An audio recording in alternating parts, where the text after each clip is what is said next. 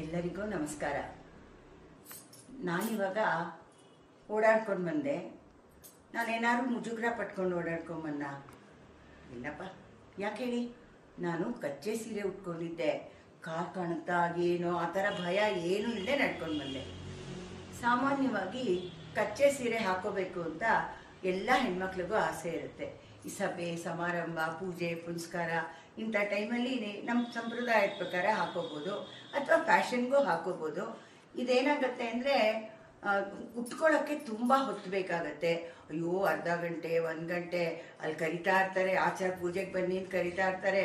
ಯಾರು ಹಾಕೋರು ಬೇಕು, ಯಾಕಪ್ಪ ಕಚ್ಚೆ ಸಾವಾಸನೆ ಬೇಡ, ಇಷ್ಟೆಲ್ಲ ಕಷ್ಟಪಟ್ಟು ಹಾಕೊಂಡು ಹೋದ್ರೆ ಕಾಲು ಕಾಣ್ತಾ ಇರುತ್ತೆ ಅನ್ನೋ ಮುಜುಗರ. ಅದಕ್ಕೋಸ್ಕರ ಆಸೆ ಇದ್ರೂ ಎಷ್ಟೋ ಹೆಣ್ಮಕ್ಳು ಕಚ್ಚೆ ಸೀರೆ ಉಟ್ಕೊಳ್ಳೋಕ್ಕೆ ಮುಂದೆ ಬರಲ್ಲ. ಆದರೆ ನಿಮಗೆ ಇನ್ಮೇಲೆ ಆ ಭಯ ಏನೂ ಬೇಕಾಗಿಲ್ಲ. ಕಂಚನ್ ಎತ್ನಿಕ್ ವೇರ್ ಅವರು ತುಂಬ ಚೆನ್ನಾಗಿ ಕಚ್ಚೆ ಸೀರೆನ ಹೊಲಿತಾರೆ. ಇದು ಹೊಲ್ದಿರೋ ಸೀರೆ ಅಂತ ನಿಮಗೆ ಗೊತ್ತಾಗದೇ ಇಲ್ಲ, ಅಷ್ಟು ಚೆನ್ನಾಗಿ ಹೊಲ್ದಿದ್ದಾರೆ.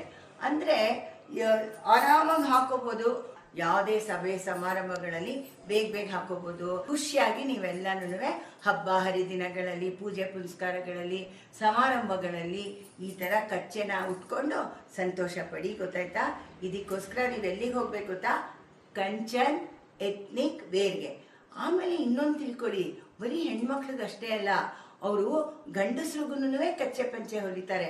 ಎಲ್ಲನೂ ಅನುಕೂಲವಾಗಿ ಅವರವರ ಒಂದು ಚಲನವಲನಗಳಿಗೆ ತೊಂದರೆ ಆಗದೆ ಇರೋ ಹಾಗೆ ತುಂಬ ಚೆನ್ನಾಗಿ ಹೊಲಿತಾರೆ.